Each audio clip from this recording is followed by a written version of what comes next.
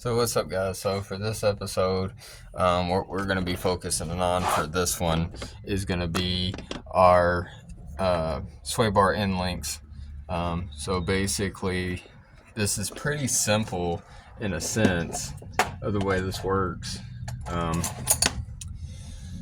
So you got a 18 millimeter nut here, and then on the back side of it back here, there's another little section between the bushing there that allows you to take an 18 millimeter or a 19 millimeter depending on what you got, and you basically just slide that in there, and then you're able to lock onto that on the back, and then just simply take and pull this one off. I'll grab my 19 millimeter here. It is indeed a 19 millimeter on the back. It appears to be an 18 millimeter on the front.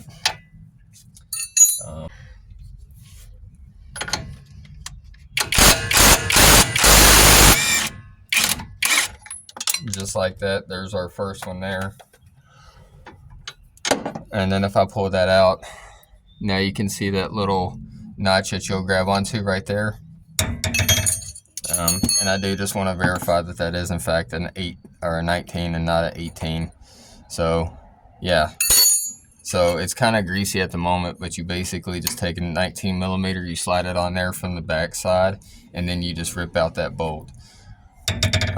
For this one, it's probably going to be just a little bit harder. On the bottom side, I'll get you down here so you can kind of see right down there. You'll have this one, and it goes in reverse. It goes in backwards, as you can see. So basically, I'll have to get a socket and put back here and see if I can get that off.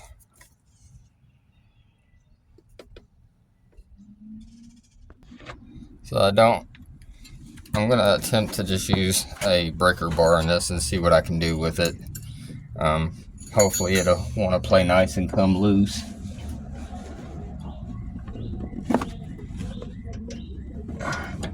Okay, so that did break loose for me.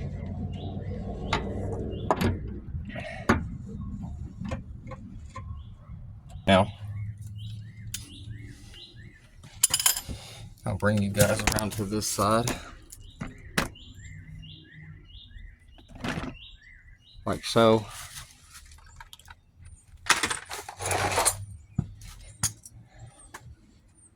Just gonna reach back in here, just spin that off. Now that nut is off, we can remove our wrench and just pull it straight out. Now here's our old worn out on that end. Yeah, it's pretty wore out on this end. So let me grab my new ones and we'll throw it back. So I got the new ones here. Again, if you've seen some of my older videos, you know I've put parts from this company on there before. And again, we're going to be using a premium brand lower control arms, or sway bar end links, the same as the lower control arms. So we'll get this taken off now. So as you can see, it comes with nylock nuts. You can see the blue in there.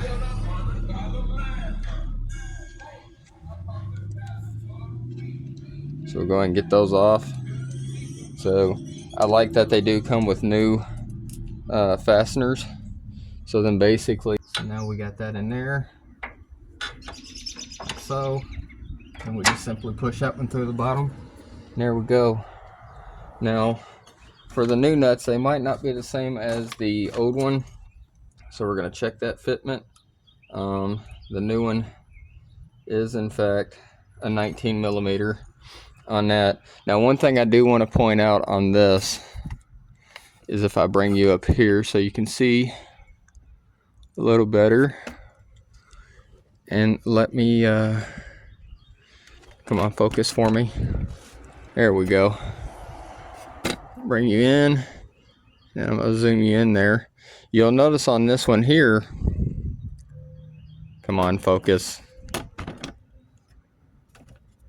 There we go. So you'll see here that it actually has a star drive in the end of it instead of having that nut on the back of it. So that's something to pay attention to, especially if you ever have to take these off again. It's not so important when putting them on. It's more important when taking them off. So I'm just going to bump this one just enough to get it started. Okay. Not too much, that way I can still get my bottom one on. And we'll go ahead and get the bottom on.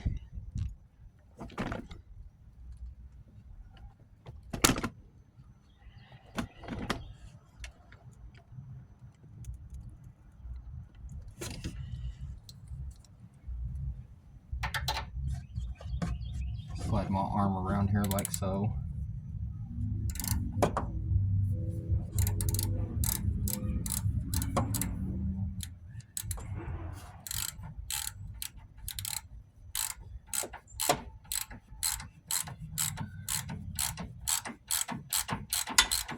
It's just going to pull itself tight for me.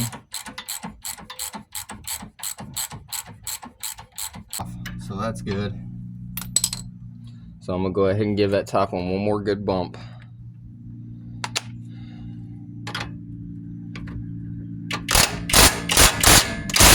Just to make sure. And that's pretty much it. And then basically I'll do the same thing on the other side. Alright, so we're set up on the other side now. We're basically going to do the exact same thing all over again.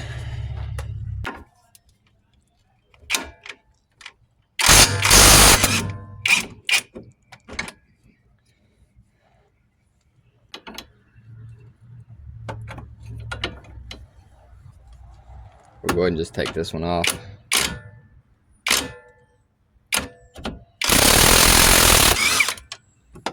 Get that one out of our way now.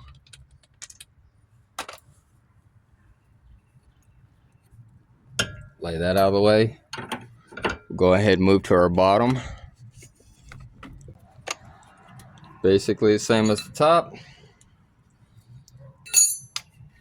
I'm going to use a breaker bar for this, just to break it free, because again, impact's a little too big.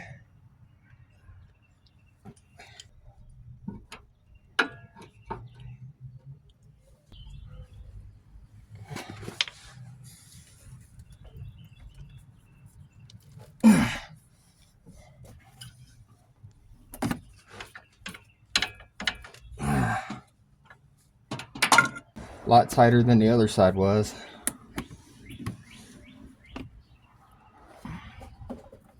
Tight spaces everywhere.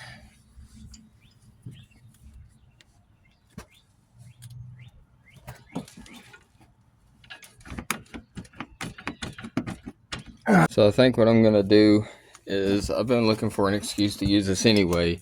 I think what I'm going to do is just try to split it off. So this is a nut splitter. So what you do is, if I bring you up here, I'll just use this one as a demonstration. You set that around there like that, over top of your nut, and then this down here on this end, you just spin that in, and you'll see that starts pressing in on that, and it'll split the nut without damaging the actual bolt. So I think I'm gonna go ahead and get this set up just for this particular application, just because, like I said, I've been looking for a reason to use this thing anyway. Right now seems to be a good opportunity for me to use it. So I need to figure out what size this is for the head of it. It again is a 19 millimeter. So if I get this position just right, I may be able to just drop an impact on it. So I'm gonna sneak up in here with it.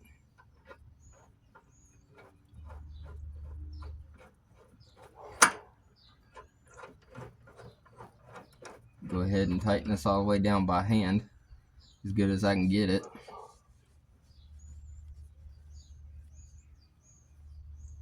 Like so. I'm gonna see if I can't just fit the impact in there. If not, we'll just break out the big breaker bar.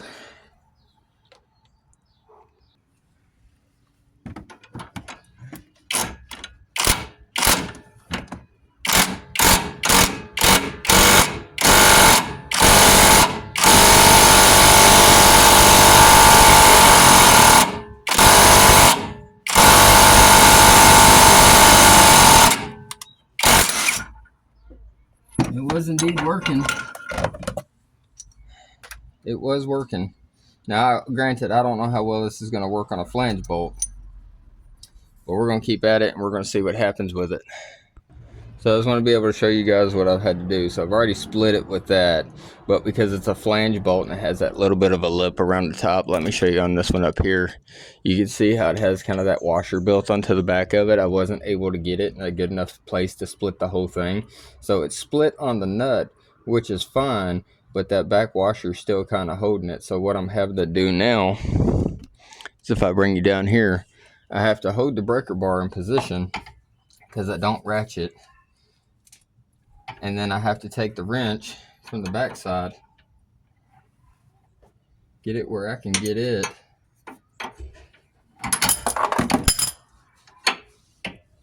like so. And then I'm having to kind of like reverse pull, so I'm having to push down while twisting. All right, well, I think I finally got it now where I can use a regular ratchet to finally get this thing off. Just by splitting that nut, it helped out tremendously. It took a lot of the pressure off from it. Now, if you have heat, you could basically achieve the same thing, or if you don't have a flange nut, then you could also do the same thing that I just did. But basically all I did is I put that on there. Now you can kind of see where I split that, and it created kind of a gap in there. It kind of expanded everything open just to be able to make it to where you could work it off. Now, this being an 18 millimeter, I will say with it split, I did have to kind of adapt it up to, I started with the 19 and got it a few times, but what I did have to go up from is from a regular I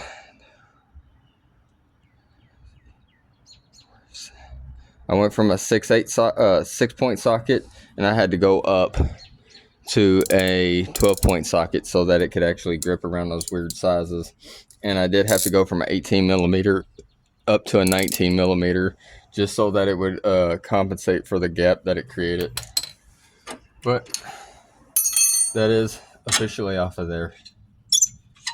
Back you guys up. I don't feel like you can really get a good view of that. So here's my new one. Here's my old one. You can match these up. They are pretty much the exact same from length to length all the way down. But basically just the same thing all over again, guys. We just take this and we reinsert that again. Still has the flange nut on it. We'll put the nut on it. Hopefully the nut will go ahead and pull that on through. We'll just be easy about it as we go in. Again, now would be the time to put anti-seize or anything like that you want to get on there. If you have the intentions of doing any type of anti-seize on your stuff.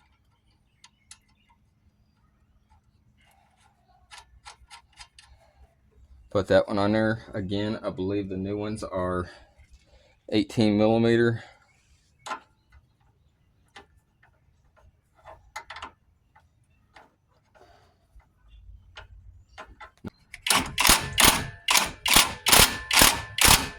Like so. Now I didn't tighten that all the way yet because again I want to go down here to the bottom one, and I'm just going to use a regular ratchet for this one. I want to just take it easy, let it pull itself in, and it will.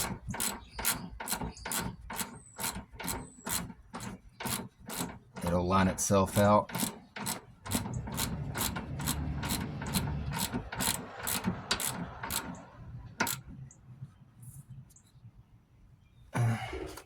So yeah, like I said, there's a couple of different ways you can go about doing this. Obviously, the top hole is great if you have an impact. If not, then just a breaker bar or a ratchet with a cheater pipe, whatever you got to do. Um, Now, as far as the stuck bolt goes, or the stuck nut rather, there's a couple of different ways you can do this. One is, like I said, I took this and I just basically unscrewed this. Take this, unscrew it, just good enough where we can take the nut here, set it inside of there like so, and then you just want to spin it basically till it's flush up against the tension side. Now they make these in various sizes. I have a number 3 and a number 2. Number 2 is just a little bit too small on the inner diameter. I'm sure I could have probably shaved that out or modified the tool, but I didn't want to do that. But anyway, basically that's what it looks like on there. I'll show you the back side, kind of how it holds it. And then basically as you torque on this right here, it presses up against this wall over here. And if I bring you in close enough, you can kind of see how it starts to split through it. So you can see how it's kind of digging in there like that. Now, if I had had more space and didn't have the end of the sway bar right up against this like that, so just to show you, you can see the flange portion of that bolt right up against my hand, then I might have been able to seat this all the way on there. But in the future, if I ever have to take these off and they're seized, I can always just simply take this tool right here. Another option is heat. If you have like a little mini torch or something, just heat it up just good enough to get the rust to kind of separate itself. Heat expands, so it'll cause this the metals inside of this to basically expand open just enough to be able to take something and easily break it free. You don't have to sit here and beat on it or anything like that. But yeah, not the most entertaining thing, I guess, but I have dealt with these in the past. I'll tell you what I used to do, and actually I'll show you this old one here. If this was on there and I couldn't get it off, essentially what I would end up doing is I would either take a hacksaw and go right through here as close as I could on this side of it. Instead of up here on the bolt, I would go here and just hacksaw through it. Or if you have the ability to, you can actually just go to where the nut is, just cut that dude off with a grinder or something. I've done that multiple times in the past. Seems to work just fine. But yeah, again, I know this wasn't the most entertaining thing in the world to kind of do or whatever. Now let me point this out. Let's see, this will be backwards for you, but I don't know if you can see it or not, but that actually says left. So apparently from the factory they make left and rights. These things are pretty universal. I could flip it over and put it on the right side or the left side, so there's not really a wrong way to put them on. But yeah, anyway, short little simple video for you guys. I hope you enjoyed it. If you look at my last video, I did a tool review on this guy, just used it, so you get to see it actually used in action. But yeah, other than that, I appreciate you guys coming back time after time. I always try to get you some type of good content. But yeah, appreciate you guys. Don't forget to like, share, and subscribe. Leave a comment in the bottom. And I'll see you guys next time.